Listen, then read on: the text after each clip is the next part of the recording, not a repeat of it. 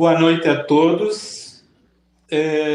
Eu começo a nossa live do Núcleo de Orientadores Educacionais da região de Rosário do Sul, Santana do Livramento e Quaraí, saudando primeiramente a minha querida e estimada amiga, professora Cláudia Figueiró, orientadora educacional experiente, diretora de escola, tudo de bom.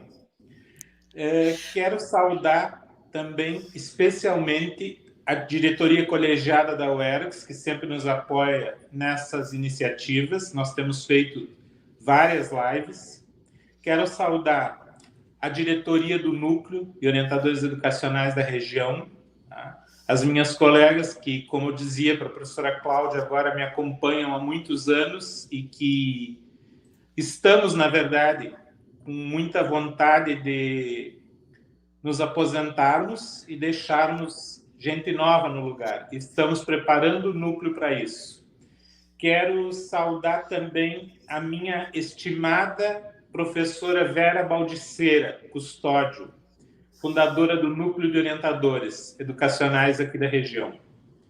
E, finalmente, uma saudação especial aos colegas orientadores educacionais das escolas da região de Rosário, Livramento e Quaraí, e de todo o Brasil, inclusive de Rondônia, que ontem colocaram no grupo que iriam estar assistindo. Meu especial abraço afetuoso a todos. Seja bem-vinda, professora Cláudia Figueiró. É um prazer tê-la aqui. Muito boa noite, bom final de tarde a todos. Eu fico muito feliz com o convite e é uma satisfação enorme estar contribuindo para uma atividade do nosso núcleo, da nossa base, que é a Associação dos Orientadores Educacionais do Rio Grande do Sul. E numa extensão a nível todo nacional aí, né, que possamos atingir cada vez mais pessoas, impactá-las com a onda positiva da orientação educacional, que é a nossa principal motivação dentro da profissão, né? A gente escolheu esse caminho justamente por se identificar com a questão das relações humanas, por saber que nós podemos representar o diferente, né? O diferencial na vida do aluno, na construção de uma aprendizagem realmente significativa na vida daqueles que passarem por nós. Então eu cumprimento a todos, um beijo grande no coração, né? Estamos aí para discutir uma pauta muito importante. Esse convite foi um convite desafiador, né? Porque ele mexe lá com as bases da nossa formação. Né?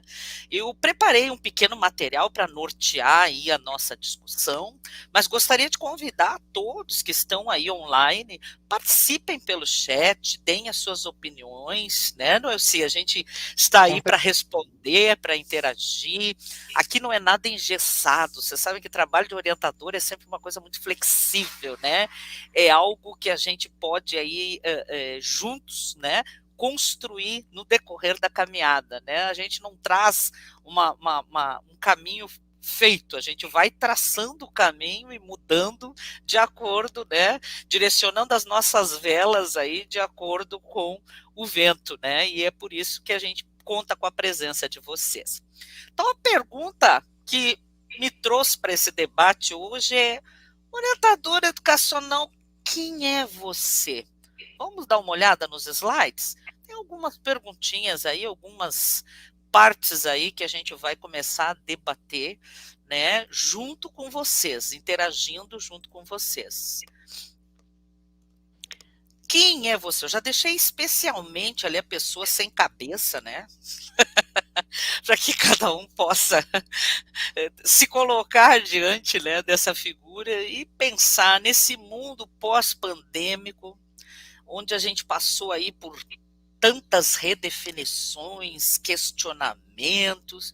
Quem é o orientador educacional? Ou melhor, vamos perguntar assim, quem será, né, o novo orientador educacional? Será que podemos continuar agindo, atuando da mesma forma? Será que o nosso empenho, ele vai ter que ser o mesmo, ele vai ter que ser um pouco maior ou menor? Qual é a opinião de vocês? Isso a gente vai construindo juntos aí.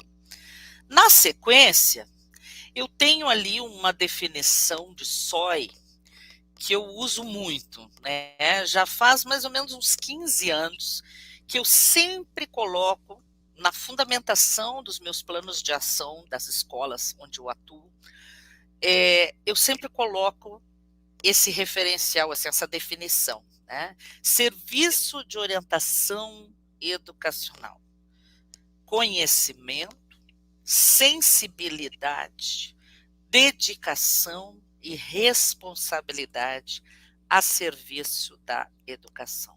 Só aí a gente já vê quantos elementos fazem parte da nossa prática, né? Conhecer. Será que eu conheço realmente a minha escola, a minha rotina, a comunidade onde eu estou inserido? Eu estou tendo essa oportunidade de conhecer o meu aluno, de conhecer essa experiência de vida que ele traz para a escola? Será que eu estou tendo essa disponibilidade também, né? Porque às vezes nem tempo para isso sobra, mas vamos falar no projeto ideal, né? Será que eu estou podendo exercer essa minha sensibilidade para poder conhecer melhor esse aluno, para poder fazer a diferença na vida dele? Será que eu estou podendo me dedicar a essas questões de aprendizagem, de relacionamento, de interação, e tantos outros problemas que aparecem no dia a dia escolar? E principalmente a responsabilidade com a qual a gente deve também,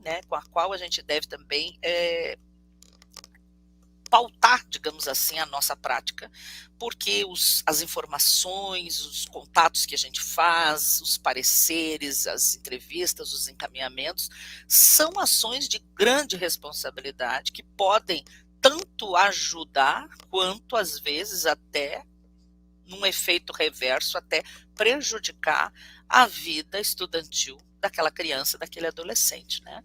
Então, eu gosto muito dessa definição, assim, dessa expressão do serviço de orientação educacional.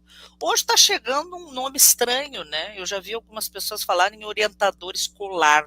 Eu odeio isso. Tá? Não sei como é que tá aí no Elci, mas assim, eu já ouvi uns papos assim, meio, né? Aí o fulano é orientador escolar. Como é que é? Orientador escolar? O que é orientador escolar? Isso não é. É uma maneira, quem sabe, até de burlar a nossa legislação, porque a partir do momento que não nos chamam de orientador educacional, não estão nos classificando dentro da profissão que nos foi reconhecida mediante uma lei, né? Não nos reconhece.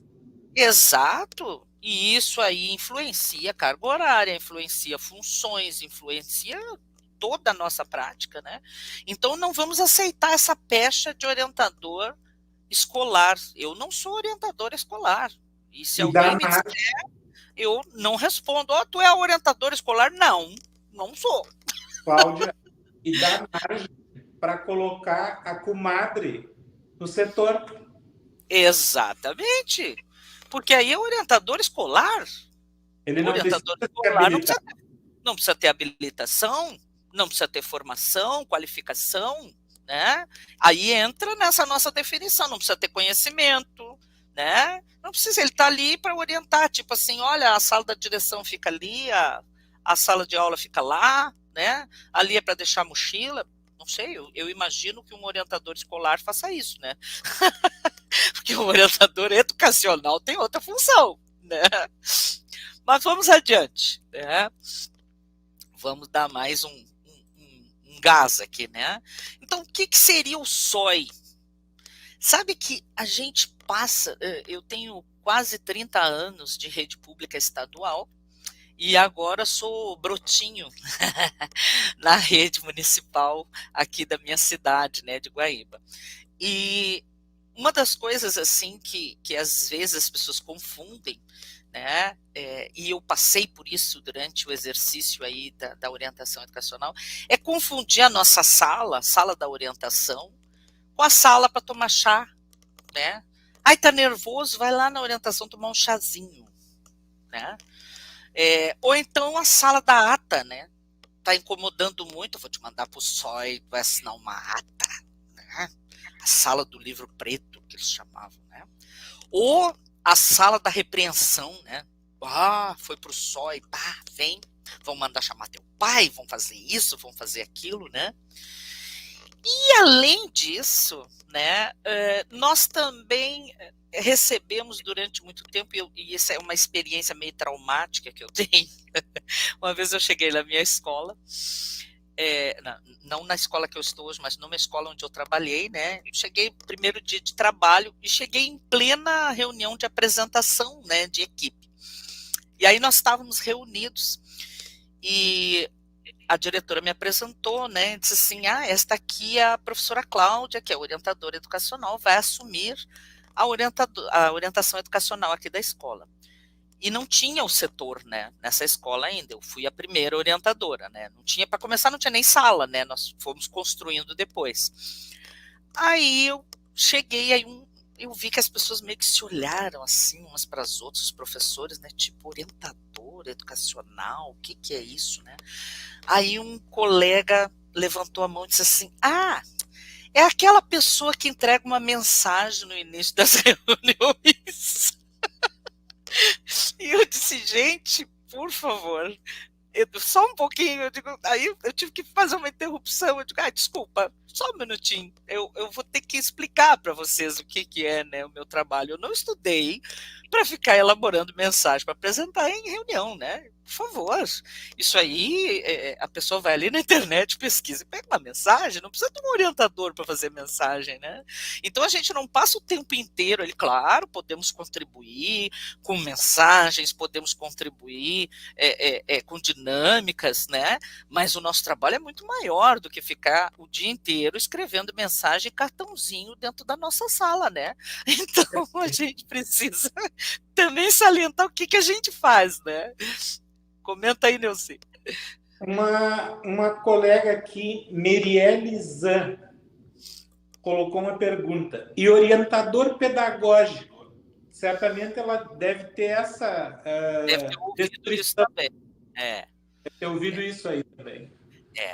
Orientador pedagógico também é uma maneira de fugir ali do enquadramento profissional, né?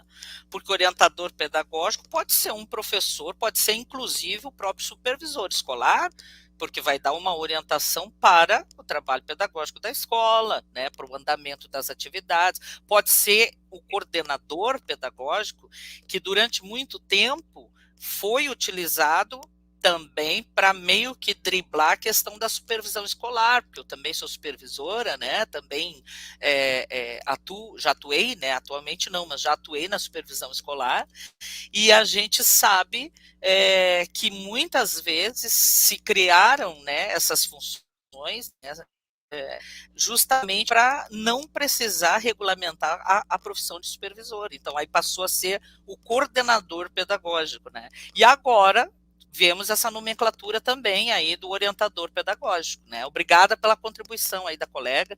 Realmente, eu já ouvi esse termo também, e inclusive nas ofertas de vagas. Esses dias uma rede grande de Porto Alegre colocou ali nas vagas, né? Estão selecionando, né, para a vaga de orientador pedagógico. Eu até mandei uma resposta, embora eu já trabalhe 60 horas, eu não tinha interesse de me candidatar, mas eu mandei uma resposta ali do que seria a orientação pedagógica, o que faria, estou esperando me responderem, né? Mas também já ouvi essa nomenclatura. Né? Então, esclarecido esse primeiro ponto, de que a nossa sala não é o point do chazinho para se acalmar, e nem o lugar para se assinar ata de advertência, de indisciplina, e nem o lugar onde a gente fica só escrevendo mensagem, fazendo balãozinho colorido, né? O que se faz dentro do SOI, né? Olha quanta coisa, gente. Isso aqui está bem simplificado, né? São só palavras-chave, mas olha só. É o setor escolar responsável pelo acompanhamento e orientação de professores. Olha só. Mas orientação não é só aluno, não. eu oriento professores também no manejo, na inclusão, na adaptação curricular, né? Então o professor, e inclusive às vezes em questões profissionais, pessoas que chegam e dizem, não sei se é isso que eu quero para mim, não sei mais, não sei se vou continuar nessa carreira, e às vezes precisam de alguém para conversar e vão nos procurar. Da mesma forma, os alunos, claro, que são o nosso principal foco, né, de atendimento, os pais, que fazem parte desse combo, porque quando tu trabalha com o aluno, tu tem que trabalhar a família também, né? Já não tem como fazer um trabalho isolado, né, com essas partes. E eu incluo também os funcionários, que hoje já são vistos como parte da escola, como também forças educadoras dentro da escola, mas que por muitos anos foram relegados a um segundo plano, né? Não participavam nem das reuniões, né? A reunião é reunião de professor, né? Reunião junto às reuniões gerais, não, o funcionário era atendido separado. Nas escolas em que eu atuo, né, nas redes em que eu atuo aqui no município, o funcionário também tem direito de participar, de se informar, de procurar o SOI, às vezes até por questões profissionais ou até familiares. Às vezes o filho está com problema, né, de aprendizagem, aí eles perguntam, prof, o que eu faço? Levo numa psicóloga, levo, né, aquela base, né, de encaminhamento que muitas vezes a escola onde os filhos são atendidos não possui. E aí a gente dá também essa base.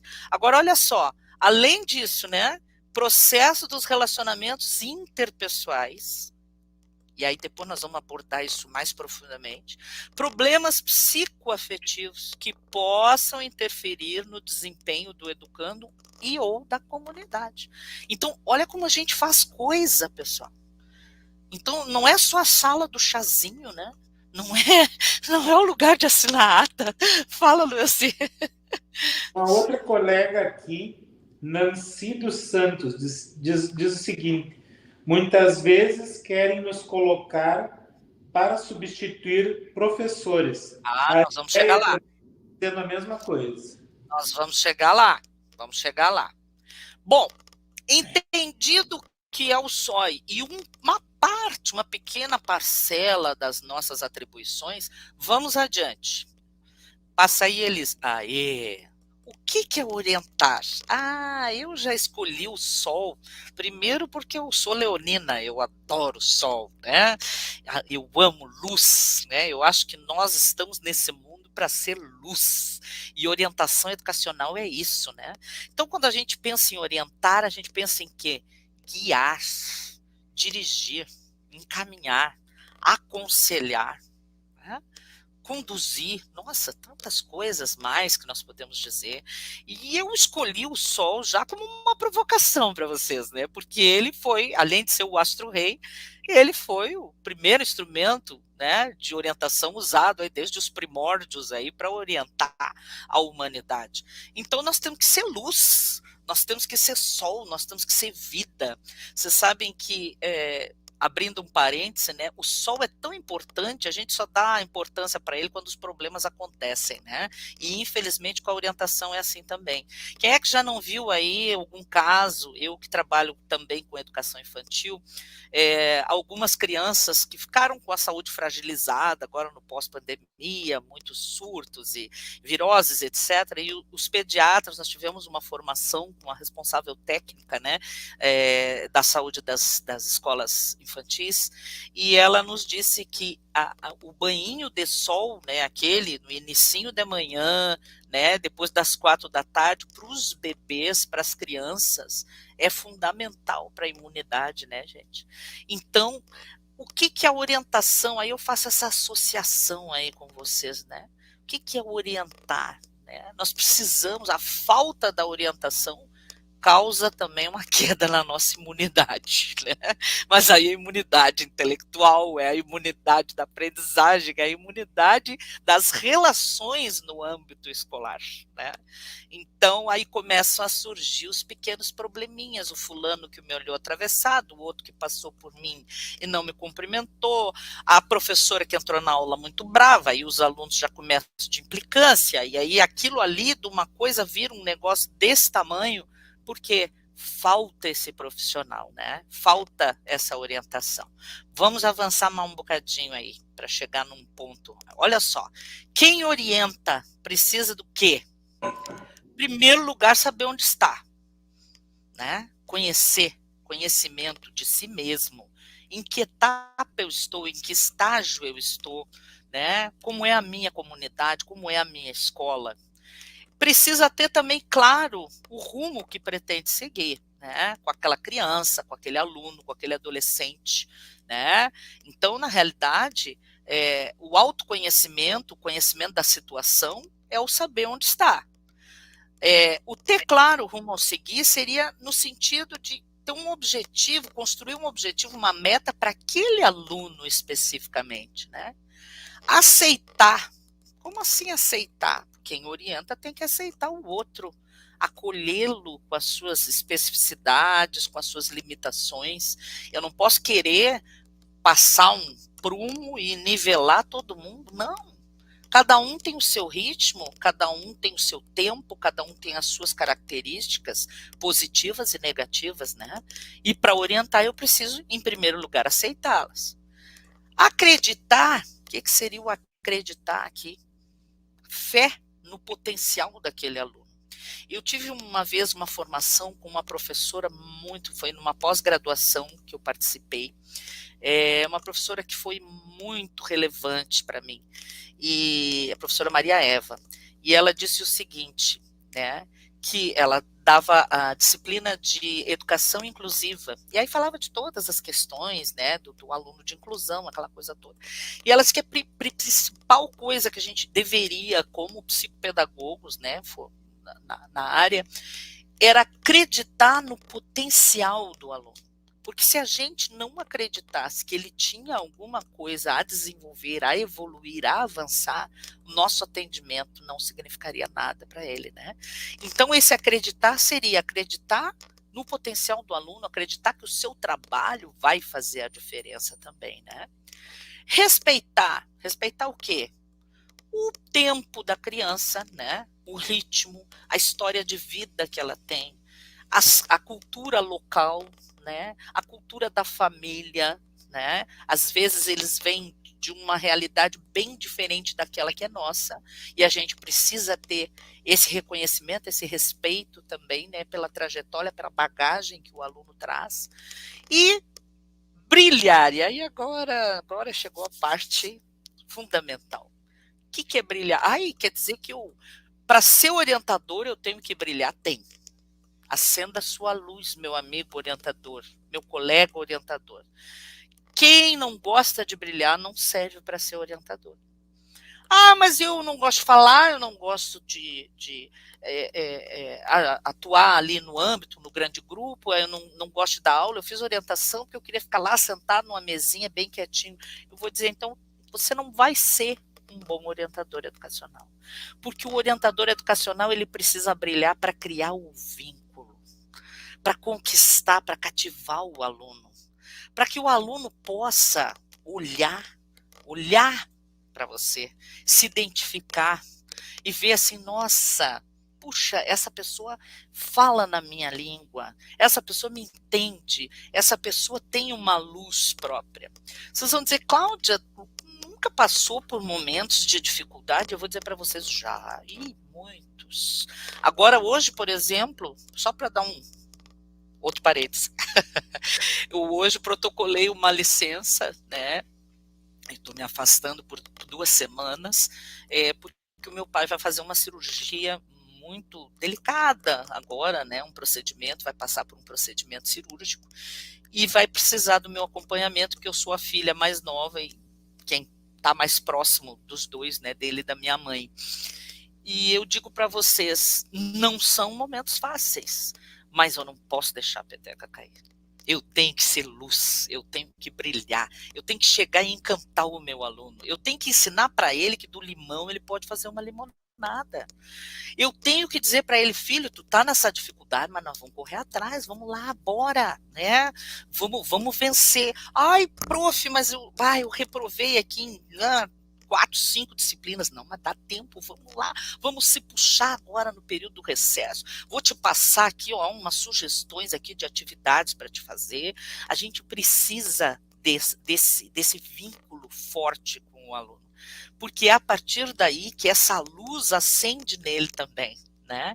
É como se fosse aquela caixinha de fósforo, né? Um acende ali, aí e o outro vai, e o outro vai, e o outro vai, e quando vê a gente tem um fogo maior, né? Que é essa chama, esse encantamento, né? Que faz parte da orientação educacional. Então nós temos que brilhar. Por que que nós precisamos brilhar? Aí agora vem uma pergunta que essa colega aí, eu não sei o nome dela aí, não sei, abordou antes aí sobre a nossa função. Pode avançar aí o slide. Orientador é professor? Orientador é monitor? Orientador é substituto?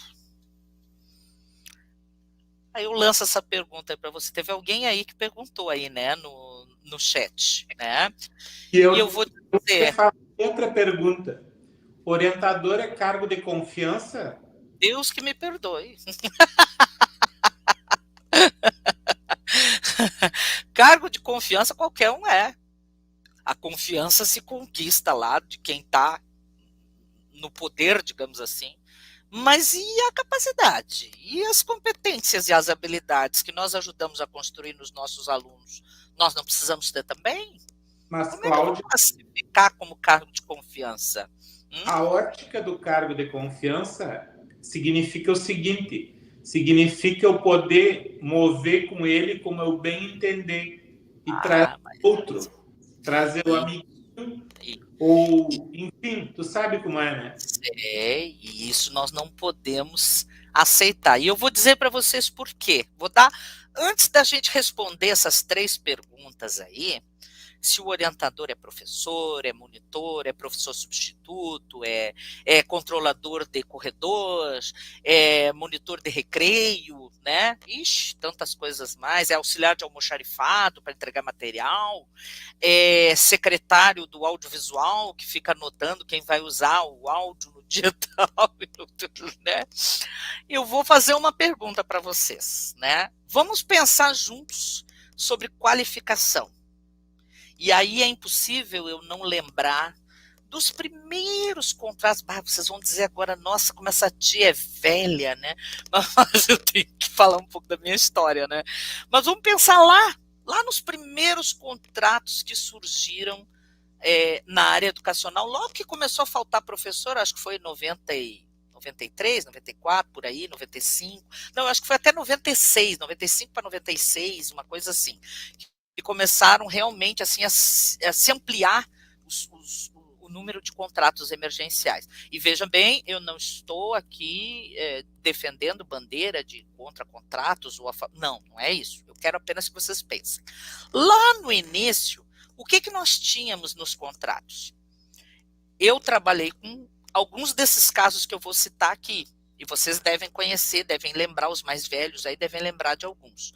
Nós tínhamos advogados que davam língua portuguesa, lecionavam língua portuguesa. Nós tínhamos engenheiros que lecionavam matemática, né? Trabalhei acho que uns 3 colegas, né? Nós tínhamos enfermeiros, né, que estavam ministrando aulas de biologia, né? Porque conhecem o corpo humano e etc e tal. Bom, ok. E aí isso no início até foi um embate entre os CEPERGs, que o CEPERGs na época era contra as contratações, etc. Claro, hoje nós avançamos, a gente sabe que já se exige, né, uma formação específica para quem for contratado, na área em que vai atuar, mas naquela época era assim. Aí agora vamos pegar essa informação, esse fato histórico, e vamos adaptar para o nosso dia de hoje. Será que um professor de língua portuguesa, ele poderia advogar numa audiência? Se ele chegasse lá diante do juiz e dissesse, olha, eu sou professor de língua portuguesa, eu falo muito bem, então eu vim aqui para advogar, para defender a causa do seu fulano, né? Será que um professor de matemática poderia ir lá numa empresa, lá numa construtora, e se habilitar para fazer a planta de um prédio? Não, mas tem que ser um engenheiro. Não, mas só um pouquinho. Eu sou bom em cálculos. Eu posso ir lá e fazer a planta do prédio. Será que um professor de ciências ou de biologia poderia tirar sangue no laboratório lá, fazer aquela, né, exame de sangue, ou trabalhar lá no assessoramento de uma cirurgia, lá no bloco cirúrgico, fazer aquela manipulação daqueles instrumentos? Aí eu pergunto para vocês, a resposta para essas 3 questões aí que estão na tela é a mesma. Não. Mas eu sou professora e fiz orientação. Eu também. Mas quando eu estou atuando na escola, ou eu sou orientador ou eu sou professor. Eu não consigo fazer as 2 coisas ao mesmo tempo no mesmo horário. A não ser que eu faça assim, olha, de manhã eu dou aula na escola X, à tarde eu sou orientadora na escola Y, ou até na própria escola, mas vocês sabem que eu já fiz isso, eu já fui professora e orientadora na mesma escola, e era uma confusão. Por quê? Porque eu estava lá dando aula, iam lá na porta da sala, né, tem uma mãe lá querendo falar contigo. Eu tinha que parar a aula, pedir para alguém ficar e ir lá atender. Tem o pai do fulano, que não sei o quê. Lá na outra turma, o outro passou mal, tem que, entendeu? E aí?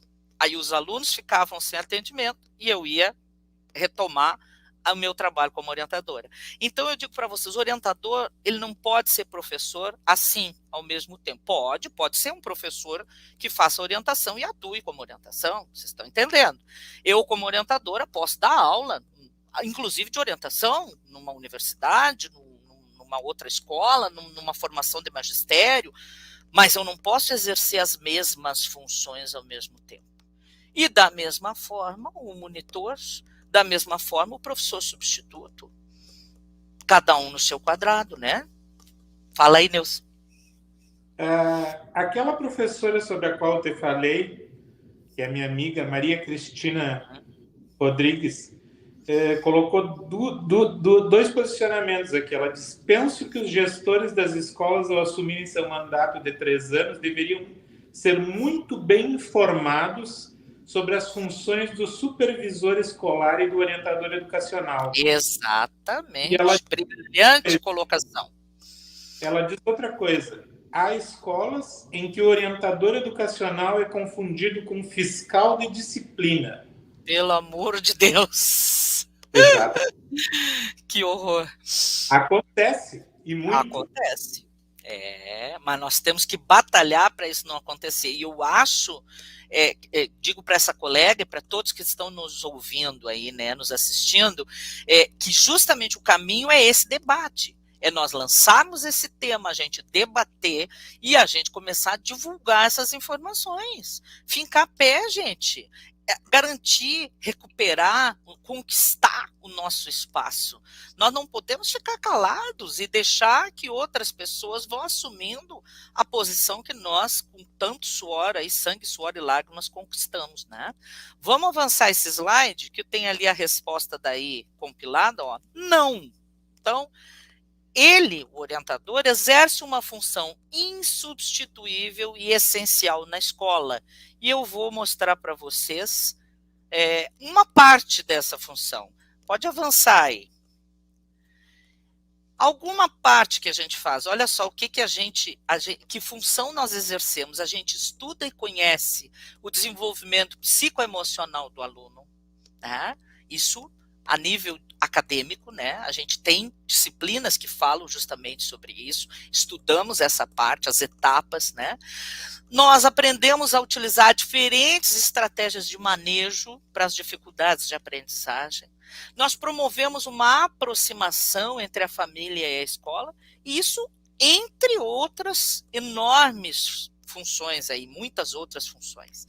Só que o que a gente vê? Mas professor também sabe isso. Me desculpem, meus queridos, mas eu digo para vocês, os cursos de licenciatura, atualmente, e até me atrevo a dizer que até eu acho que de 90 para cá, nós tivemos uma queda significativa também aí, né, na questão dos currículos acadêmicos, né, nas ementas dos cursos. Mas eu diria para vocês que um curso de licenciatura para atuar em sala de aula não prepara os professores para atuarem nessas áreas. Não prepara, gente. Nós temos que ser realistas, né? Pode falar, Lucy. Outro comentário. E é tudo assim, ó, bem pertinente ao nosso assunto. Sim. Há dois comentários. A Daiane diz que nem mesmo as secretarias de educação sabem as nossas funções e os nossos direitos. E a Cristina diz que, novamente, ela ratifica que tem escolas que o orientador é considerado fiscal de disciplina e aquele que pune os alunos. E que, se não, quando não faz, ainda é criticado. Vai para orientação, vai assinar uma ata. Né? Uma vez eu fui trabalhar numa escola que eles fizeram, inclusive, né, quando eu fiz o pré-conselho, né, ia nas turmas, né, aquela coisa toda, e eles tinham um medo, assim, né, e eu sou muito grande, né, eu já sou enorme, e aí eu entrava na sala de aula e eu via aquela coisa, aquela apreensão, aquela, né, eu disse, cara, que será, né, que coisa, será que eu tô tão, né, sei lá, assustadora? E aí, uma vez eu perguntei, né, na sala de tá, mas o que é que ninguém fala, né? Vocês não têm opinião sobre as aulas, sobre, né, quais são as dificuldades, etc. O que eles diziam para mim? Aí muito corajosamente, assim, né, levantou a mãozinha meio que tremendo, assim, né, e disse assim, não, é que geralmente quando a orientadora vinha na sala de aula era para fazer uma ata com a turma, então eles tinham medo.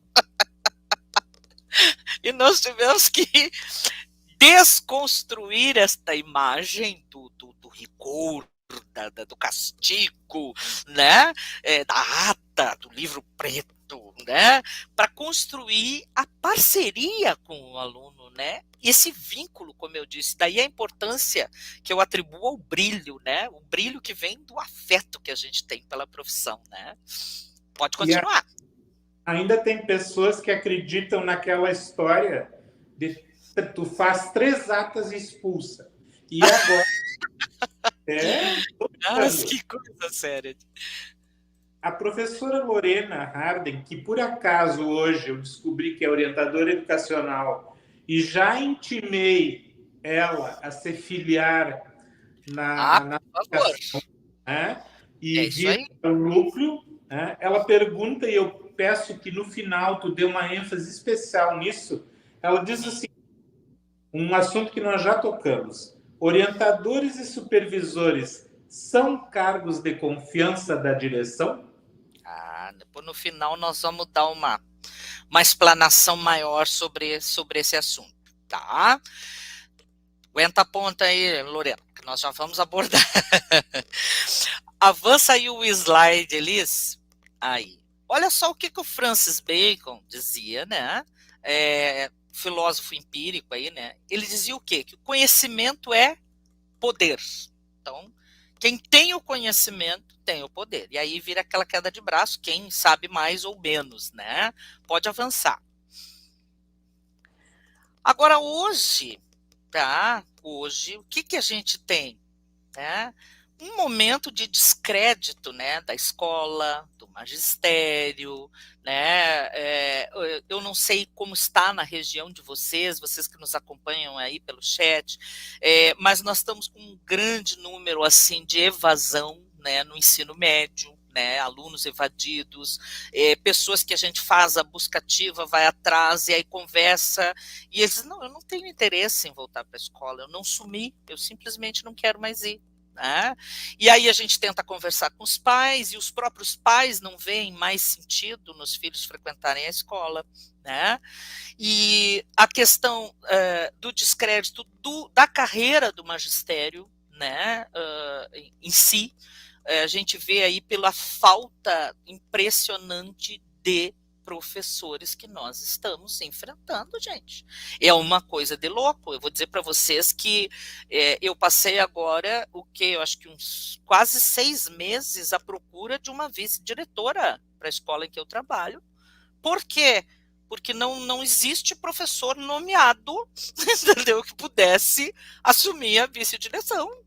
Vocês entendem? Então, assim, eu cheguei ao cúmulo de colocar um anúncio no Facebook, eu digo, por favor, alguém que seja nomeado, que tenha qualificação, me procure, né? Porque nós não encontrávamos pessoas nomeadas que pudessem ocupar cargos na equipe diretiva. Então, assim, por que esse descrédito? Porque o conhecimento hoje, gente, ele é polissinodal. Que é isso? Ele vem de muitas fontes, muitos lugares. Ele está descentralizado. O aluno não conhece as coisas só na escola. Eu sou do tempo em que a gente ia na escola para aprender tudo. Inclusive questão assim de corpo humano, doenças, questionamentos que a gente tinha sobre a vida, sobre o universo, a gente sabia tudo na escola, só. O meu sonho de adolescente era ter uma enciclopédia Barça, daqueles camaradas que vendiam de porta em porta, né? Porque aquilo para mim era fantástico, era algo assim de outro mundo. Mas hoje não, o que nós temos hoje, gente? O conhecimento está em diversas fontes, em vários lugares, não é mais centralizado na escola. E aí o que acontece? Pode avançar aí. As pessoas, elas pensam na imagem e não mais no conhecimento conceitual. E o professor perdeu parte desse poder, desse controle que ele tinha, daquela coisa de ou fazem silêncio ou não vão explicar. Eu já usei essa estratégia lá, quando eu comecei, né, em sala de aula, disse, olha, enquanto não tiver silêncio, não vou explicar. Hoje, se eu fizer isso, nas turmas que eu tenho, se eu disser, olha, se não fizerem silêncio, eu não vou explicar, eles vão dar graça, eles vão dizer, nem precisa explicar, isso a gente vai lá no Google e pergunta. Aí a gente chega com uma informação e a atualização tem que ser aqui, ó, constante. Por quê? Porque a velocidade da informação é muito rápida. Então, se eu estou me pautando por livros que foram publicados lá há 2, 3 anos atrás, hoje já pode não ser. E aí o aluno te questiona. Ele diz, não, só um pouquinho, eu já li isso aí no site não sei das quantas lá, e não é bem assim como o senhor está falando, né? Então, parte do nosso poder, daquela coisa de ser o mestre, o detentor do conhecimento, deixou de existir. E aí, gente, a ação, é aí que eu quero chegar com vocês, a ação do orientador hoje ela é muito mais imprescindível do que antes. Por quê? Porque as relações humanas se tornaram um elemento cada vez mais urgente e necessário na construção do conhecimento, da aprendizagem do aluno. Ele tem que estar encantado com a aula, ele tem que estar encantado com o conteúdo, com a metodologia, ele tem que ter esse vínculo com a escola, para que ele não vá lá no banheiro que recém foi pintado e risque tudo, para que ele não vá lá no jardim que se juntou mudinha, que os pequenininhos foram lá e plantaram e ele pisoteia tudo, né? Então, essa questão das relações humanas hoje é o cerne, eu diria, da educação, influencia diretamente, porque o conhecimento conceitual eu posso obter em qualquer lugar. Olha o que essa pandemia nos deixou. Aula EAD, entendeu? Manda um negócio lá para o cara ler. Aí tem aqueles que dizem, mas ninguém substitui o professor. Olha, eu vou dizer uma coisa para vocês, de repente vão querer até me linchar depois. Mas dependendo do professor, às vezes uma aula online é bem mais interessante do que a aula que a gente vê, né, ser ministrada, né? Então, eu vou dizer para vocês, claro, tem a questão da desigualdade, tem a questão da dificuldade de acesso à internet, eu acho que nós demos um grande salto com esta pandemia, né? Aquele ranço que se tinha das tecnologias, né? Claro que eu acho que o contato pessoal é insubstituível, mas a gente precisa focar agora não tanto no conteúdo, mas nas relações. E aí entra a parte essencial do orientador educacional. Fala aí, Lu. Cláudia, tem 2 colocações importantes. Alguém da UERGS, que eu não estou identificando muito bem, porque a visão não ajuda, diz que trabalha na UERGS e que informa que já enviou a todas as secretarias de educação dos municípios um documento que especifica as atribuições dos orientadores educacionais. Também uma colocação de uma colega minha, amiga de mais de 40 anos, eu faço questão de dizer isso porque eu acho muito importante, professora excelente, por sinal, Rosita Laderetti. Ela diz que quando o orientador não assume essa personalidade de punição, ele perde a credibilidade dos professores muitas vezes. Vivi é a diretora de planejamento da AOERGS. Está esclarecendo agora. Certo. A Andrea está também dizendo que seria interessante enviar para as coordenadorias do Estado. Eu creio, concordo aí com essa colocação, porque eu creio que o maior problema está a nível estadual, né? Não municipal, não sei. Né? Por exemplo, aqui na nossa rede municipal, nós não temos orientador educacional, não temos a figura do orientador. E a Cristina colocou uma coisa muito interessante aqui, que diz que a ata nas escolas virou o velho do saco, com o qual afetavam as crianças. Muito boa a colocação, bem assim. É isso aí, exatamente, né?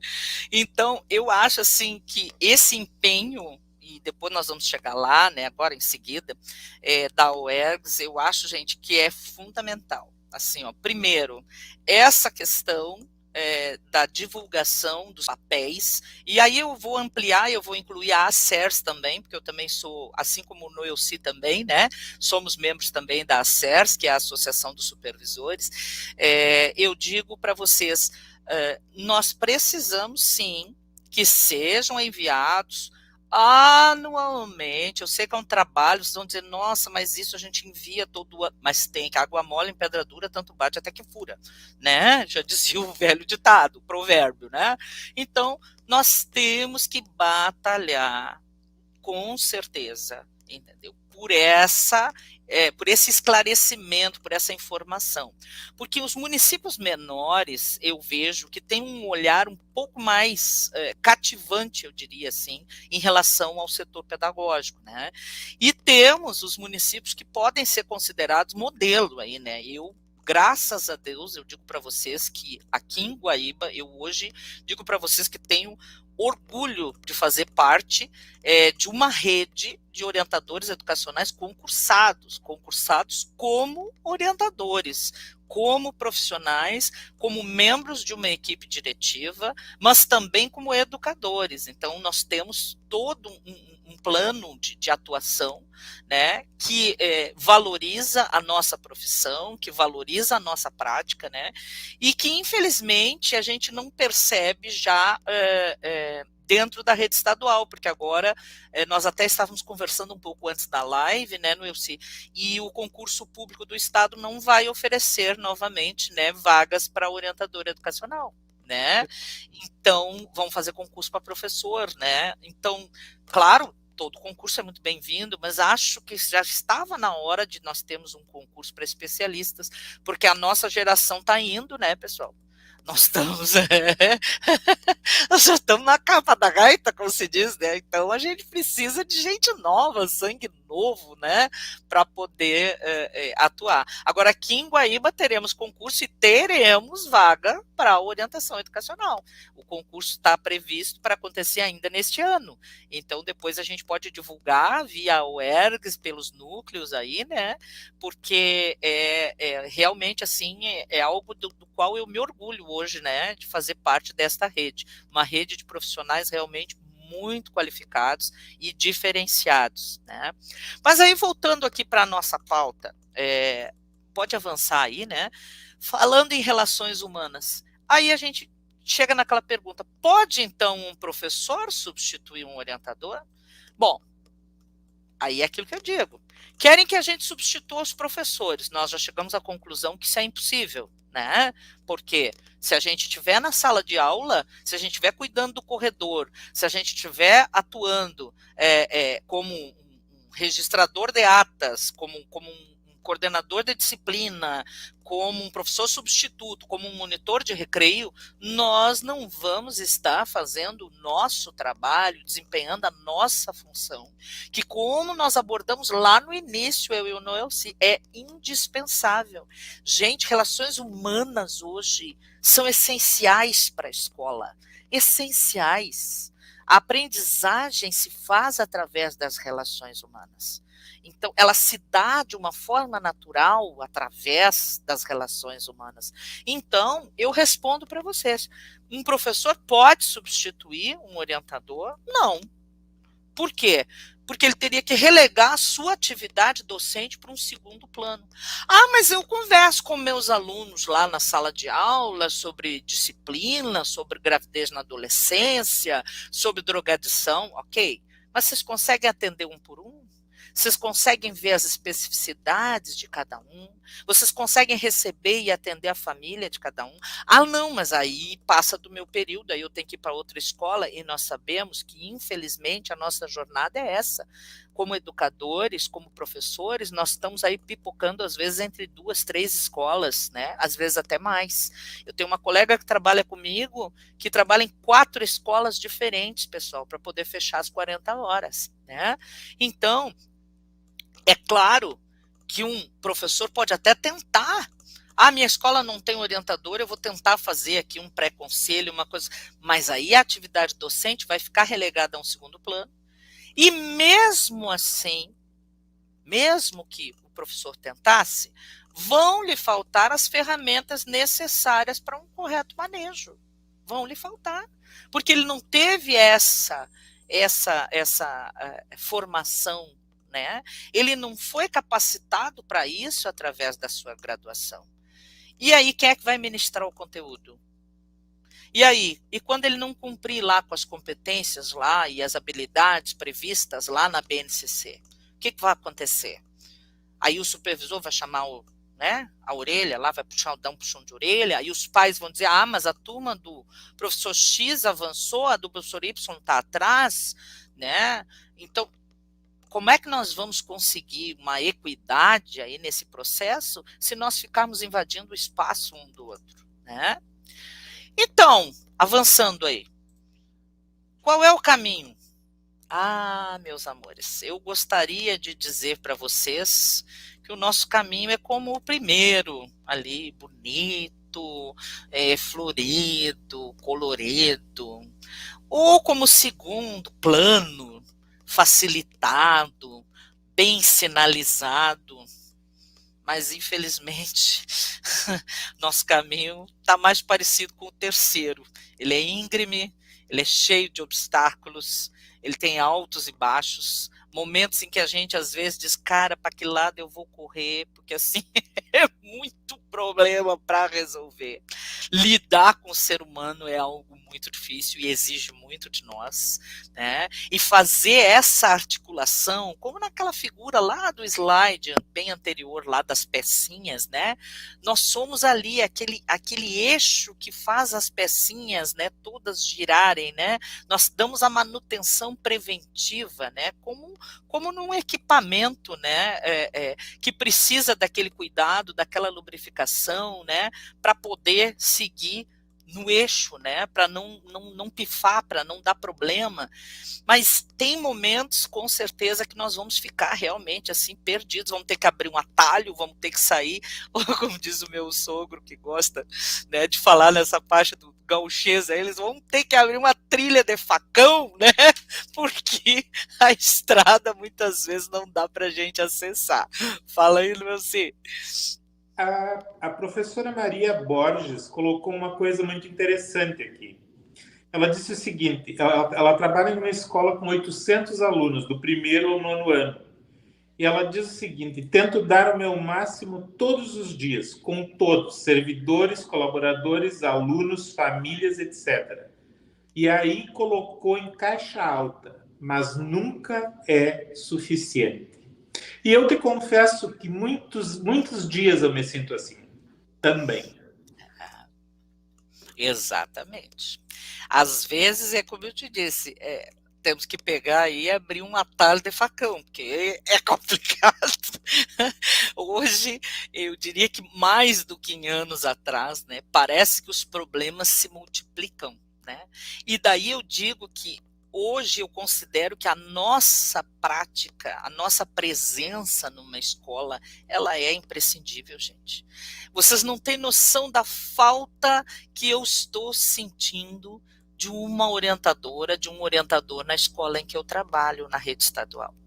Porque, assim, nós temos crianças com problemas de aprendizagem, que eu, no meio de um monte de coisas, não tenho como ir lá dar aquela atenção, aquele suporte.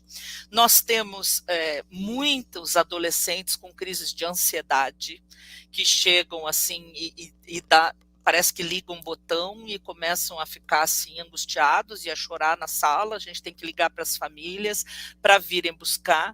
E são ações que a orientação poderia absorver, poderia fazer um círculo de paz, né, com esses alunos, poderia aplicar uma técnica, né, de grupo, poderia fazer tipo um aconselhamento, até, eu digo, vocês que me conhecem aí das jornadas da UERGS, um relaxamento, uma atividade ali, um alongamento com esses alunos, aquelas técnicas de respiração, embora a gente não seja médico, né, claro, mas essa questão do relaxar, né, do inspira, do expira, mas que tempo, eu digo para vocês, professores vão ter para fazer isso em aula? Que tempo direção vai ter para fazer isso? Nós precisamos do orientador. Cada vez é mais urgente. E enquanto a gente não conscientizar os poderes públicos da relevância do nosso trabalho, enquanto a gente não se unir e bater ali firme nessa tecla e insistir e ser chato e ser até muitas vezes, nossa, vem essa criatura falar de novo de orientação, mas nós precisamos captar inclusive o apoio dos nossos colegas professores. E que hoje eu digo que na escola que eu trabalho, muitos reconhecem, né, que talvez antes não ficasse tão clara a importância da orientação, mas agora que a gente não tem, né, puxa, mas que falta faz, né? Puxa, quem é que vai trabalhar essa questão? Quem é que vai fazer aquela parte inicial, né, ali da abordagem, da avaliação com os alunos, da autoavaliação, né, do preparo, né, do pré-conselho, de construir, né, os pareceres das turmas junto com os alunos, né? Então, hoje, mais do que nunca, a gente sente isso. Então, nós precisamos também conscientizar a nossa escola do nosso valor, os nossos colegas do nosso valor, né? E esse é o eixo. E aí a gente avança para uma coisa que vocês já têm, com certeza, aí de cor, né? Pode passar aí. Lutar, seria esse o caminho, né? Para que cada escola tenha o seu orientador educacional. Defender a profissão, insistir, contagiar, não esmorecer. Eu digo para vocês que, como professora que eu fui durante 10 anos do curso de pedagogia, né, professora auxiliar, e também como convidada atuei na formação em alguns pós, né, e também no curso de pedagogia de uma outra instituição. Muitas pessoas, muitos acadêmicos eu ganhei para orientação, divulgando o nosso trabalho.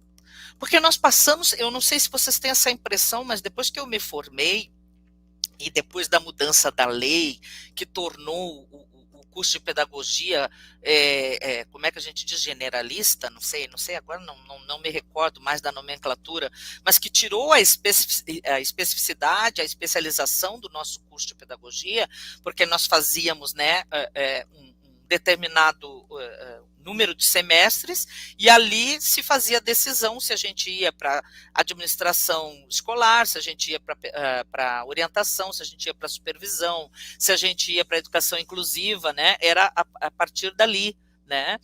E a gente já saía orientador da universidade, né? Mas depois desse período, depois dessa mudança da lei, parece que nós passamos alguns anos meio que escondidos, meio que foi uma debandada da orientação educacional, porque as pessoas pensavam assim, bom, se eu for fazer uma pós-graduação, eu vou fazer de psicopedagogia, que é mais chique. O que tu é? Orientador educacional. Ah, o que tu é? Psicopedagogo. Ai, é mais chique. Então, aí eu posso atuar num consultório, eu vou fazer psicologia clínica, enquanto que o orientador tem que estar vinculado a uma escola. E aí depois nós tivemos assim, além dessa questão, né, do número de alunos, nós tivemos também uma debandada do curso de pedagogia, porque se chegou à conclusão que a pedagogia não estava formando, né, para atuar, né, estava muito limitada só aos anos iniciais, estava habilitando só para os anos iniciais. Então as pessoas que queriam trabalhar com anos finais, com ensino médio, iam para outras licenciaturas. E a gente passou esse tempo assim meio que escondido, né, meio que assim, né, à margem. Então, quando a gente retoma essa batalha, nós temos que fechar a cara, como eu digo, e conquistar, contagiar. Tem colegas professores que não sabem o que é orientação educacional. Tem diretor que não sabe o que é orientação educacional, que nunca trabalhou com um orientador educacional na sua trajetória. Então, cabe a nós também fazer dessa luta aí uma bandeira, né? E aí, falando em bandeira, nós temos ali, né, um lema, né, a seguir, que vocês já devem ter decor, né? Escola de qualidade, quem é que não tem essa camiseta, né? Tem orientador educacional. Isso tem que ser a nossa bandeira. Nós precisamos batalhar, né? Tem que ser como se fosse um mantra, né, pessoal. Eu repito isso para mim diariamente, nos momentos em que eu estou desmotivada, em que eu estou cheia de problemas, como eu disse para vocês agora, cirurgia, né, do meu pai, situações às vezes adversas, né, e que às vezes a gente pensa, né, mas eu tenho que pensar o seguinte, eu tenho que brilhar dentro da minha escola, eu tenho que ajudar, eu sou orientador, eu tenho que ser o sol, eu tenho que dar calor, eu tenho que trazer luz para onde eu estou. Então, isso é contagiante. Então, é aquela coisa que vai, como eu disse, vai esquentando o coração. É quando a gente tem aquela palavrinha para o colega, aquele rancento que chega de manhã, trambudo, não fala com ninguém. E aí a gente pergunta assim, e aí, como é que tu tá? Tudo bem, né? Não tem nada de bom. Né? Ou então diz, né? Olha, né? Bom dia, né? O que tem de bom? Então, esse é aquele que a gente vai ter que fazer o trabalho de formiguinha, vai ter que chegar lá e dizer, poxa, né? Como é que tu tá? Tá precisando conversar?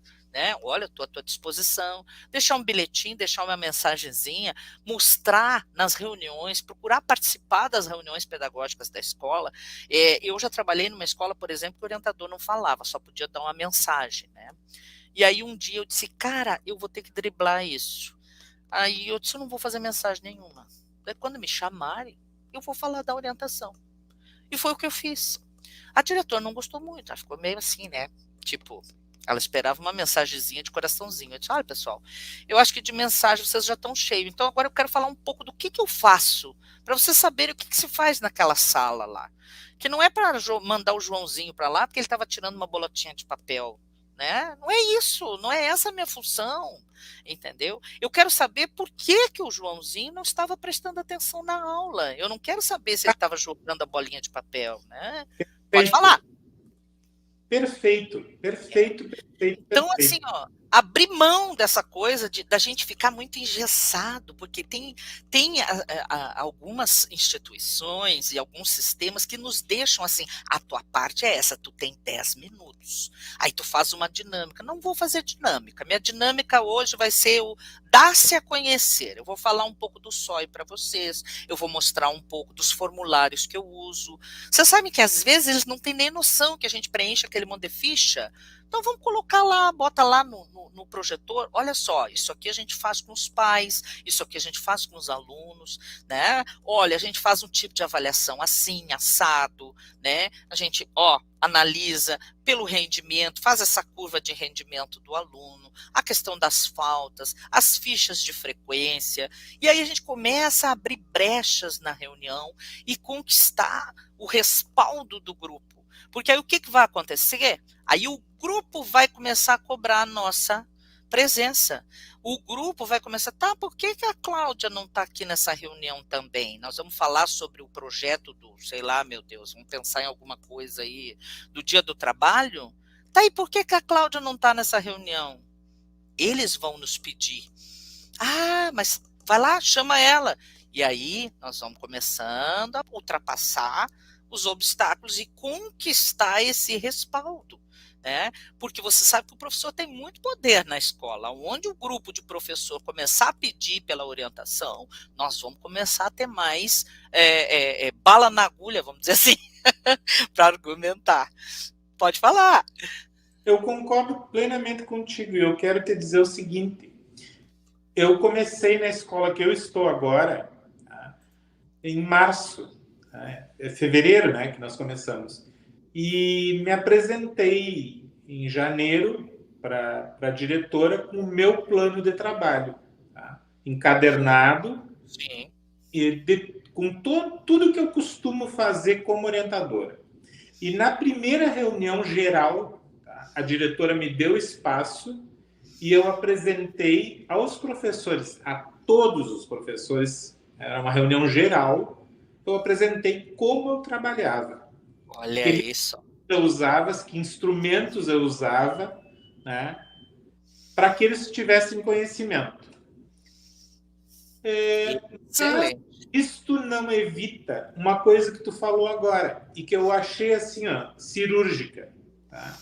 Me mandam o Joãozinho para minha sala, tá? Para eu ensinar o Joãozinho.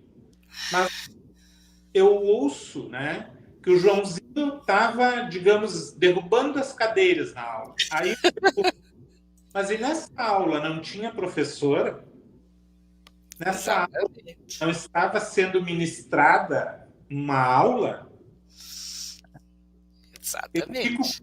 com algumas dúvidas, talvez pela minha antiguidade, né? Porque eu não estou acostumado. Mas E é isso que a gente tem que procurar desconstruir, como eu disse para vocês. Gente, eu quero finalizar essa parte dos slides, porque depois a gente abre aí para o debate aí sobre a questão dos cargos de confiança, que eu acho muito importante. Nós ficamos devendo aí, né, ampliar esse debate. Mas eu quero passar para vocês, velhinhos, vocês vão dizer, nossa, mas essa tia é velha. Pois é, fazer o quê, né? Mas é um dos meus livros de cabeceira, tá velho, tá amareladinho, até vou mostrar para vocês aqui, deixa eu pegar aqui, para vocês verem a situação. Olha só, coitadinho, ele nem capa mais, ele tem, tá? Porque caiu a capa, olha só, eu não consegui ver na mudança, eu perdi, mas é Dinâmica de Orientação Educacional. Esse livro aqui foi a base da minha formação como orientadora. Ele é um livro que foi publicado, tá? Em 1900 e, deixa eu ver aqui, 77, tá? Em Porto Alegre, pela editora Globo, tá? É um livro da Ilka Neves, tá? E da Ugair Siqueira, tá? Muito bom, tem a referência no fim das lâminas aqui. E eu gosto muito, porque vocês vão dizer, puta, mas de 1977, mas é muito atual em alguns aspectos. E uma das coisas que eu, inclusive nas estratégias para a gente abordar em sala de aula, sociograma, coisas que a gente pensa assim que, não, isso aí era coisa lá do tempo do... Não, hoje é muito válido, eu gosto muito de trabalhar com as lideranças de turma, de fazer dinâmicas agora para trabalhar com a questão da violência, né, da gente dividir as lideranças e fazer equipes dentro das turmas, né? Então, isso é muito legal. E aí eu trouxe para vocês, pode avançar aí o slide, a gente chama de prece do orientador. E está nesse livro aqui, tá? Das gurias, é uma das aberturas aqui, né? Do livro, olha só, prece do orientador. E eu coloquei aqui para vocês, porque eu acho muito bonito para a gente repensar aí também a nossa prática, né? Senhor, eu sou aquela presença necessária à juventude, capaz de ajudá-la a buscar a plenitude, fazendo-a conhecer suas limitações e possibilidades. Devo descortinar-lhes horizontes até então desconhecidos, levando-a a perceber o ideal que deve ser atingido e a situar-se feliz na própria realidade. Sou a voz que lhe fala no momento da indecisão. Sou a mão que se estende quando há incompreensão. Sou alguém que lhe acena com novas esperanças. Sou muitas vezes o elo que aprende a própria vida. Sou como a imagem distante da sua infância querida. Sou a própria recordação do seu riso de criança. E assim, minha tarefa frequentemente se me afigura, como um murmúrio de prece entre mim e a criatura, desconhecido do mundo, sublime no que pretende. E a cada dia que passa, cada vez percebo mais toda a responsabilidade que esta missão me traz, buscando junto de ti o apoio de quem depende. Senhor, possa eu ser luz para outras vidas iluminar, tendo a perfeita consciência até onde devo chegar, sendo presença de amor em cada coração, que nunca me falte a fé, o ideal e a coragem de transformar minha vida numa perene mensagem que dê um real sentido à minha orientação. Eu acho esse poema, gente, lindo, e é daí que eu tirei essa questão da luz, né? Então, assim, ó, que a gente possa ser luz para as outras vidas, né? E aí, finalizando os slides, até ali tem a dica do livro, né? Aqui fica o meu e-mail também e meu telefone, e eu já disponibilizei para o UERGS e para o NOI, né? Os slides, tá? De hoje, se alguém quiser, depois faz contato com o núcleo, faz contato com a UERGS, tá? Os slides estão à disposição de vocês, quem quiser, para levar para sua escola, para reunir lá um grupo, debater um grupo de colegas, para montar, quem sabe, até um núcleo novo aí na cidade onde vocês estão nos ouvindo, no estado onde vocês estão nos ouvindo, começar a nos agregar forças, gente, né? Porque, na realidade, hoje, vale ainda aquele ditado antigo que diz que uma andorinha só não faz verão. A gente precisa estar unido. Ai, não gosto de associação, não gosto de sindicato, não gosto de coisa nenhuma. Pois é, mas aí nós vamos nos perdendo e perdendo a nossa essência, né? A gente precisa, enquanto grupo, se aproximar mais, né? Resgatar esse vínculo, até para que quando um esteja meio desanimado, meio desmotivado, meio assim, o outro chega, vamos lá, cara, vamos reagir, vamos, né? Olha, tá aqui, qual é o problema que tá passando? Bah, lá na minha escola tá uma treta assim, assim. Não, então vamos fazer assim, olha, eu fiz assim com a turma que eu tinha. Essa troca de experiências, né? Eu acho isso muito importante. E é através desse contato, né, que nós vamos conseguir nos fortalecer e garantir que essas novas gerações de orientadores que estão chegando possam nos superar e fazer um trabalho muito melhor, porque dizem que o ideal da educação é esse, que o discípulo supere o mestre, né? Então, que nós possamos fazer muito mais por eles, né? E que eles possam render muito mais frutos do que nós, né? Pode encerrar a apresentação aí, Elis, que aí vamos ficar eu e o Noelci e o Kiko, né? O Kiko já saiu? Ah, querido, fofo, né? Então, para a gente finalizar com essa questão do CC. Qual o nome dele? Voltou. Errei? Não, viu que tu falou o nome dele e voltou. Levantou. Ai, querido, coisa linda. Eu sou apaixonada por esse gato, né? Ai, ai, ai. Mas assim, gente, vamos voltar lá naquela. Foi a Lorena? Ô, Kiko, tesouro, coisa linda. Né? A gente. Lá no início foi a Lorena, eu acho, né? Que perguntou pela questão do CC, né? Eu digo para você, o que é um CC, gente? Qual é a qualificação que um CC precisa ter? Vamos pensar assim. O que precisa ter para ser CC? Eu preciso ter a confiança de quem me contrata. Ok. Mas e as competências? E o conhecimento? Lembram lá daquilo que a gente falou lá no inicinho? O que precisa para ser orientador? O que a gente precisa? Autoconhecimento, conhecimento da situação, objetivo, meta, conhecer esse aluno, conhecer as especificidades desse aluno, né? Encantar, né? Dirigir, caminhar. Nossa, nós falamos tanta coisa aqui.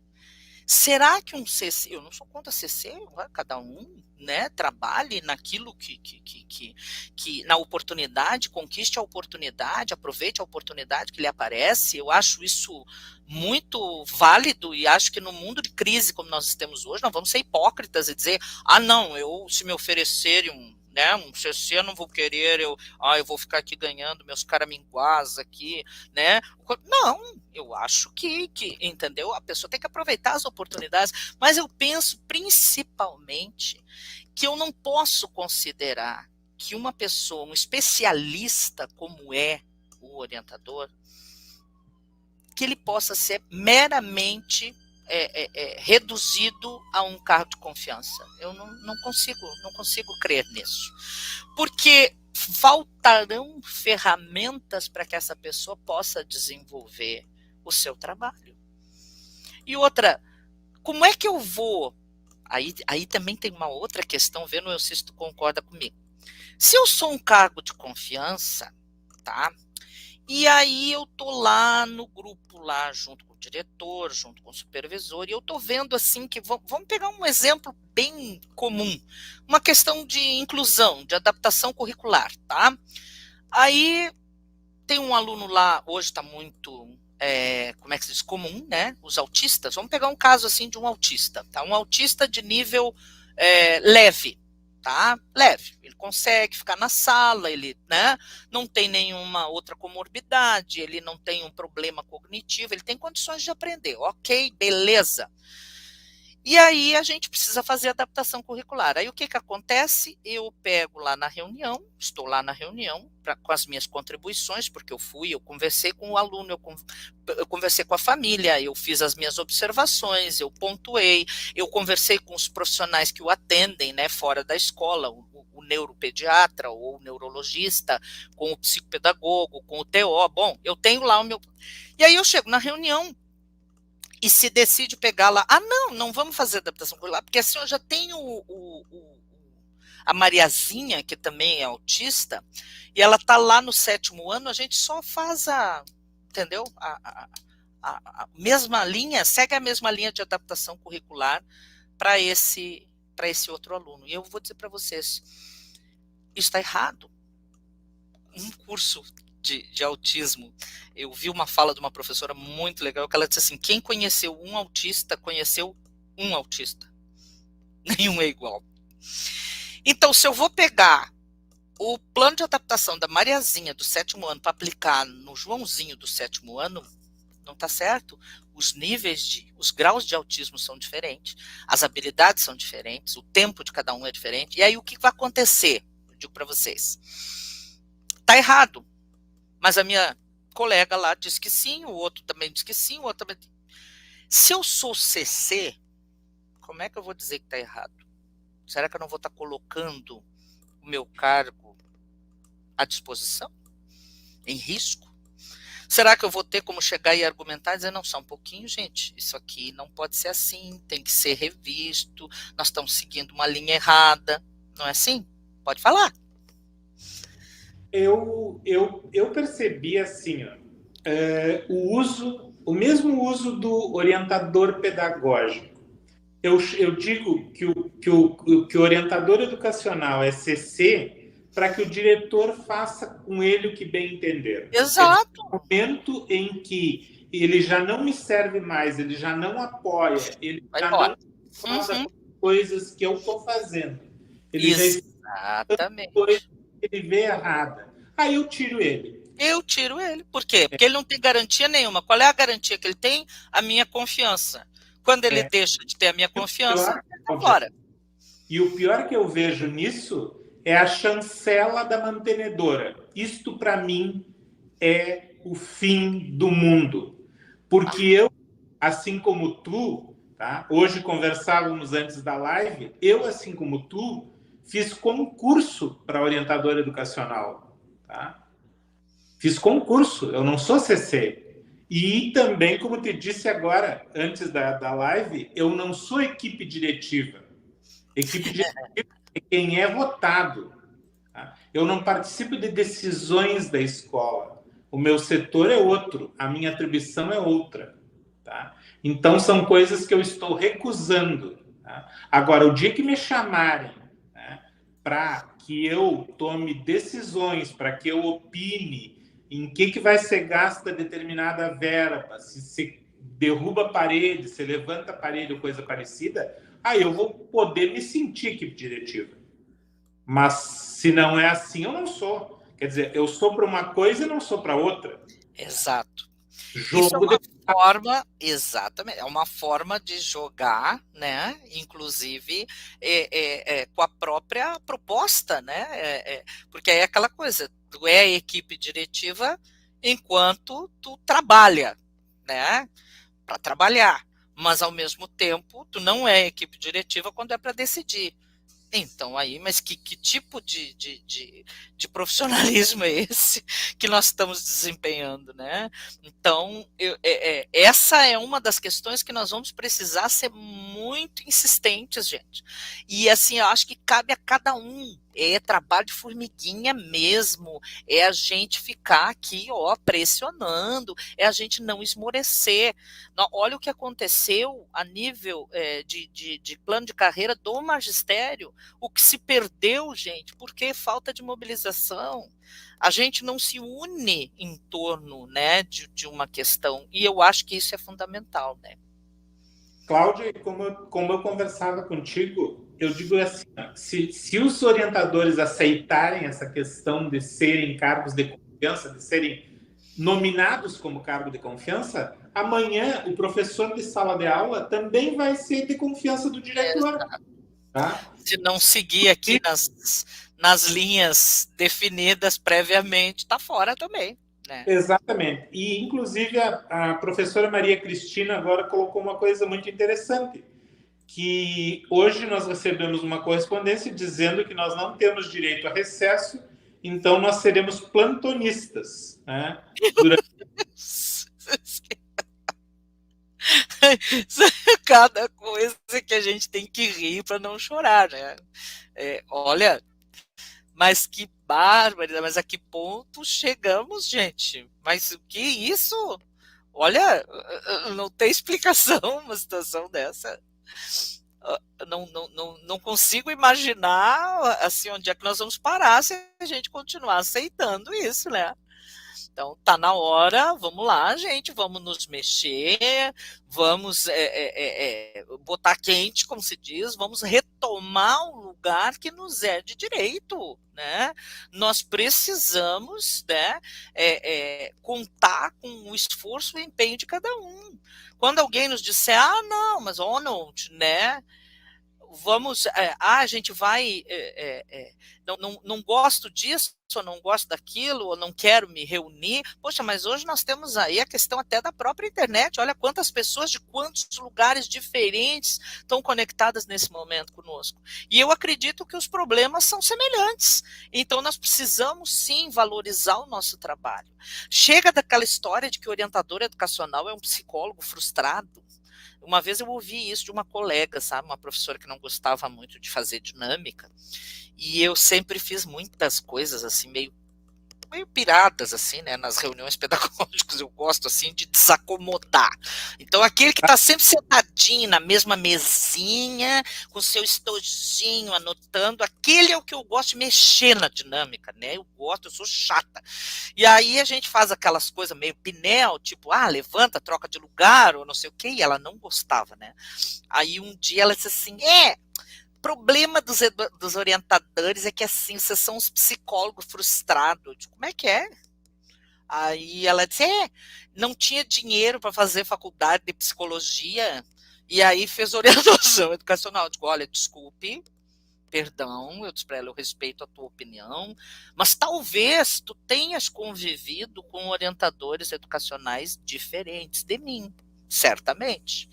Porque eu não sou uma psicóloga frustrada, eu não queria fazer psicologia, eu tenho uma sobrinha que fez psicologia, que atende hoje, olha, não trocaria o meu contato na escola, aquela coisa aquela energia de chegar na gurizada, de dar um chacoalho, dizer, e aí, o que vocês estão fazendo, né? E por aquela coisa do consultório, fria, sente aqui, me diga os seus problemas, ó, abra o seu coração. Não, eu gosto de projeto, eu gosto de agito. É como eu disse para vocês, eu quero brilhar, eu quero luz. Nós viemos para esse mundo, você, meu colega aí, orientador, orientadora, você que está estudando, acadêmico aí, da pós-graduação, de orientação, estamos com cursos ótimos aí, que você bote uma coisa assim, ó, entra, né, na sua cabecinha. Nós nascemos, a nossa missão é ser luz, luz onde a gente estiver, tirar a escuridão, sabe? Desvelar a realidade, sabe? Elevar, passar por cima, às vezes, das suas próprias limitações para levar algo de bom, de positivo para aquela outra pessoa, né? Então, essa é a essência do nosso trabalho. E a gente não pode, se a gente abre mão disso, aí, bom, fecha a porta e apaga a luz. Aí eu vou ser só aquele que vai cuidar do recreio, aquele que vai fiscalizar os corredores, aquele que vai ler uma mensagenzinha no início da reunião, aquele que vai fazer ata com o Joãozinho que atirou a bolotinha lá no colega. Então, não podemos abrir mão da nossa essência, senão é o fim, né? Fala, querido. Cláudio, eu quero te dizer assim, ó, eu estou maravilhado com a tua fala, como sempre. Foi um prazer. Eu gostaria de te pedir que falasse a tua mensagem final, porque nós já estamos com Sim. 1 hora e 26 minutos. E passaram tão rápido, né? A gente nem sentiu. Mas também eu quero já deixar um compromisso feito de fazermos uma segunda live. Porque aqui no chat teve muitos assuntos que não puderam ser contemplados. E eu gostaria muito de deixar já acertado. Com certeza. Então, logo tu possa, me avisa e marcaremos. Registra aí, é que eu não estou online aqui no chat, eu não estou vendo o chat, só pelas tuas informações. Depois eu vou rever a live e aí eu vejo algumas pontuações também. Mas assim, vamos pegar essas questões, né, que o pessoal está trazendo. Vocês aí que estão olhando aí a live, que tem alguma dúvida, alguma pergunta, manda para nós, gente. Esse momento é o momento da gente unir forças aí, né? Nos unirmos em torno de um propósito, do propósito de batalhar pela nossa carreira, por uma escola melhor, por uma aprendizagem melhor, e a escola melhor passa pelas nossas mãos. Vamos lá, orientador, orientadora, nós somos os meninos, as meninas superpoderosos. Nós precisamos aí unir forças, e é assim, compartilhando angústias, trocando ideias, debatendo, concordando, discordando, não, mas não é bem assim, é assim que a gente avança e evolui. E vamos divulgar o nosso trabalho, compartilhem muito, compartilhem a live nas redes de vocês, vamos aí mexer, vamos desacomodar esse povo, que parece que meio que ficou meio, ai meu Deus, é pandemia, ai não vou fazer mais nada, não, vamos à luta, vamos vamos recompor o nosso espaço, reconquistar o espaço que nos é de direito. Como eu disse, e vou repetir agora para finalizar, nós nascemos, nossa missão como orientadores é ser luz. Então, vamos brilhar, vamos iluminar as mentes, vamos começar lá a contagiar aquele colega lá que parece um urubuzinho lá sentado, encolhidinho, desmotivado. Não, nós vamos chegar lá. E aí, meu querido, minha querida, vamos lá. Olha, eu trouxe aqui um questionáriozinho aqui, ó, aquele que gosta de coisas por escrita. Ainda tem aquele pessoal da antiga que não gosta de coisa online, né? Ah, mas eu trouxe aqui algumas ponderações. O que tu gostaria que fizesse lá naquela outra turma? O que tu acha? Poxa, vamos pensar em um projeto único, né, diferenciado para o segundo semestre. Vamos lá. Bora para frente. E aí assim a gente vai começando, e quando vocês verem, virou uma onda e a gente já está aí sendo até solicitado nas reuniões. Você sabe que reunião que eu não participo, as pessoas cobram da direção. E diz, escuta, que dele a Cláudia não vai participar dessa reunião? Ah, não, olha, agora não é o turno dela, né? Mas ela já deixou aqui isso de contribuição, né? E não é assim, porque, eu sou a última bolacha do pacote. Não, até nem quero ser, porque a última geralmente já está quebrada, né? Então, mas por quê? Porque o trabalho conscientiza as pessoas. E a gente passa a ser imprescindível, sim. E acredite, Nós somos imprescindíveis na educação de hoje. Meu muito obrigado. Elci, é sempre um prazer conversar contigo. Como eu disse, eu ando carente de conversar com pessoas inteligentes. A minha rotina muitas vezes é puxada e a gente não tem tempo para um bom bate-papo. Mas estou aí à disposição do NOI, da UERGS, das colegas que estão nos assistindo, dos colegas que estão nos assistindo. Vamos aí levar essa bandeira juntos, que nós vamos conseguir, com certeza, recompor aí a nossa trajetória dentro da educação nacional. Um beijo grande, estou às ordens. Muito obrigado, Cláudia. Muito obrigado a todos os orientadores que estavam assistindo. Agradeço a direção da UERGS pelo apoio. Eu gostaria de dizer algumas coisas antes de encerrar. A primeira coisa é pedir aos orientadores dos outros núcleos que trabalhem muito para formar mais orientadores. Eu me empenho todos os dias. Eu dou aula num cursinho e eu faço como tu, Cláudio. Eu insisto com os meus alunos para que façam pós em orientação. Eu faço campanha. Por quê? Por aquilo que eu te dizia. Eu estou na direção do núcleo de orientadores da região desde 94. Tá? Então, o meu tempo já está acabando.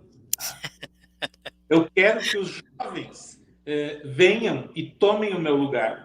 Eu entendo desta forma. Eu não quero me perpetuar, eu não quero ser a múmia. Tá? E estou muito feliz que no núcleo de orientadores aqui da região nós já temos 3 jovens. Temos 3 jovens.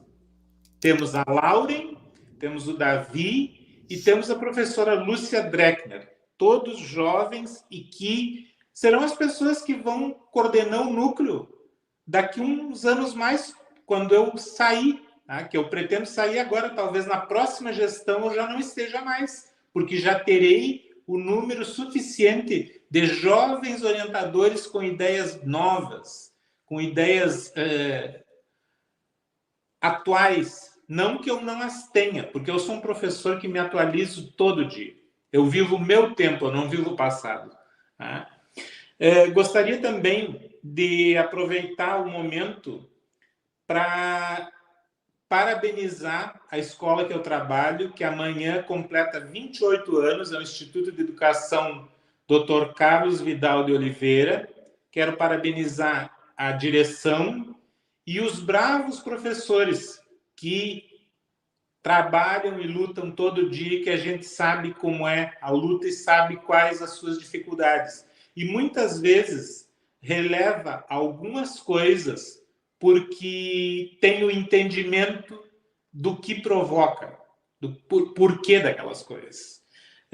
Mas insisto, nós orientadores temos que aprender, né?